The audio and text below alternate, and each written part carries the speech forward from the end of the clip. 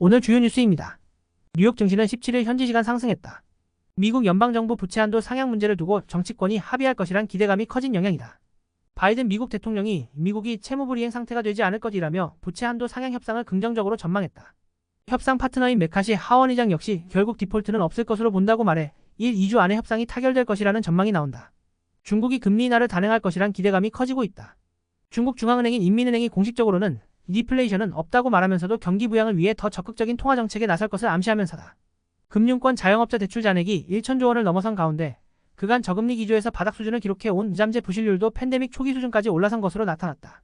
전체 자영업자 대출 잔액 중 60%가 취약 차주인 다중채무자의 빚이라는 점에서 조만간 부실이 무더기로 나타날 것이라는 우려가 나온다. 주택담보대출 주담대 금리는 떨어지고 있는 반면 전세대출 금리는 치솟고 있어 차주들의 희비가 엇갈리고 있다. 인터넷 전문은행이 주도했던 모임 통장시장의 시중은행들도 뛰어들고 있다. 국토교통부는 최근 공인중개사가 연루된 전세사기 사건이 발생함에 따라 공인중개사의 책임과 역할 강화 요구가 증대되면서 부동산 중개업의 종합적인 제도 개선 방안을 논의한다. 국토부는 지난 17일 민관 학이 참여하는 부동산 중개업 제도 개혁 태스크포스 TF를 구성하고 첫 회의를 개최했다고 밝혔다. 서울 내에서도 청약 양극화 현상이 뚜렷해지고 있다. 관건은 가격이다.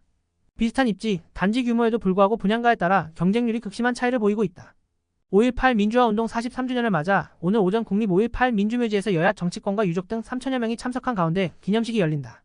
민주당은 5.18 정신헌법 전문 수록을 위한 원포인트 개헌 카드를 꺼내들었고 국민의힘은 유보적인 입장을 밝혔다.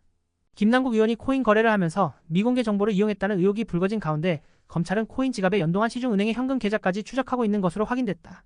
민주당은 김 의원을 국회윤리위원회에 제소했고 국회의원의 가상자산 자진신고 전수조사 내용을 담은 결의안도 국회 정무위에서 채택돼 본회의 표결에 붙여질 예정이다. 후쿠시마 원전 오염수 시찰단 2차 실무회의에서도 한일 양국은 세부 활동에 대해 입장차를 좁히지 못했다. 내일 19일부터 일본 히로시마에서 열리는 지7 정상회의 때 후쿠시마산 식재료가 사용될 것으로 알려져 논란이 예상된다. 4년 만에 구제역이 돌아오면서 소고기와 돼지고기 가격이 들썩일 가능성이 커졌다. 7년 만에 우제역 청정국 지위를 되찾을 준비를 하던 정부 시도가 무산되면서 한우 수출길에도 먹구름이 끼었다. 치솟는 외식 물가 및 밥상 물가가 이른바 만성화하는 무역적자에 더해 경제성장률에 큰 걸림돌이 되고 있다. 고공행진을 거듭하고 있는 외식 물가는 코로나19 이후 살아나는 듯 보이던 소비 심리를 되레 위축시키고 있는 모양새다. 전기, 가스요금 인상에 고기와 설탕 가격도 올라 기업과 소비자의 우려가 커지고 있다. CJ제일제당과 삼양사 등 국내 설탕 밀가루 주요 공급업체들은 거래처를 상대로 10%가량 추가 인상을 통보했다.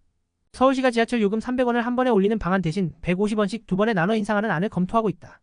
오늘은 전국이 대체로 흐리고 남부와 제주를 중심으로 곳곳에 비가 내리겠다. 때 이른 무더위는 한풀 꺾여 평년 기온을 회복할 전망이다. 이상 부풀뉴스의 심기자였습니다.